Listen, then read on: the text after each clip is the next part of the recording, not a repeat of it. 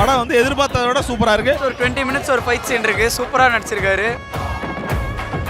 Sleeper வகை omni பேருந்துகளுக்கு தடை விதிப்பது குறித்து ஆந்திர பிரதேச அரசு பரிசீலித்து வருவதாக தெரிவித்துள்ளது. ஆந்திர பிரதேச முதல்வர் சந்திரபாபு நாயுடு தலைமையில் அம்மாநில அமைச்சரவை கூட்டம் நடந்தது.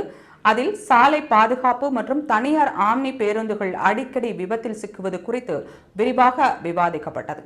அப்போது லாரி போன்ற சரக்கு வாகனங்களில் சாசிஸ் எனப்படும் அடிப்பகுதியை வாங்கி அதில் சட்டவிரோதமாக பேருந்துகள் கட்டமைக்கப்படுவதாகவும் பெரும்பாலும் ஸ்லீப்பர் வகை பேருந்துகளே அவ்வாறு இயக்கப்படுவதாகவும் அதிகாரிகள் விளக்கினர். முறையான பாதுகாப்பு விதிகளை பின்பற்றி கட்டமைக்கப்படாத அந்த பேருந்துகளில் வெளியேறுவதற்கான அவசர வழி இருப்பது இல்லை என்றும் அந்த பேருந்துகளில் தீ விபத்து ஏற்படுவதற்கான வாய்ப்புகளும் அதிகம் என்றும் அதிகாரிகள் சுட்டிக்காட்டினர்.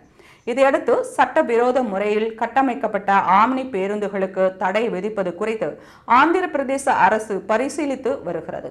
தடை குறித்து இறுதி முடிவு எடுக்கப்படாவிட்டாலும் கடும் பாதுகாப்பு நடவடிக்கைகளை ஆந்திர பிரதேச அரசு அமல்படுத்த தொடங்கியுள்ளது. அதன்படி 300 கிலோமீட்டர் தூரத்திற்கு மேல் இயக்கப்படும் தனியார் ஆம்னி பேருந்துகளில் 2 ஓட்டுநர்கள் இருக்க வேண்டும் என்ற புதிய விதி வகுக்கப்பட்டுள்ளது. அதிக வேகத்தில் செல்லும் வாகனங்களை கண்டறியும் ஸ்பீட் கன் வகை கருவியை பொருத்த 40 கோடி ரூபாய் ஒதுக்கப்பட்டுள்ளது.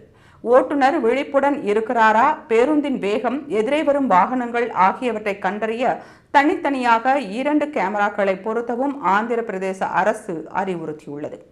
சாலையில் அதிவேகத்தில் செல்லும் வாகனங்களை கண்காணித்து அபராதம் விதிப்பதற்கு தொழில்நுட்ப ரீதியிலான நடவடிக்கைகளையும் அரசு முடுக்கிவிட்டுள்ளது.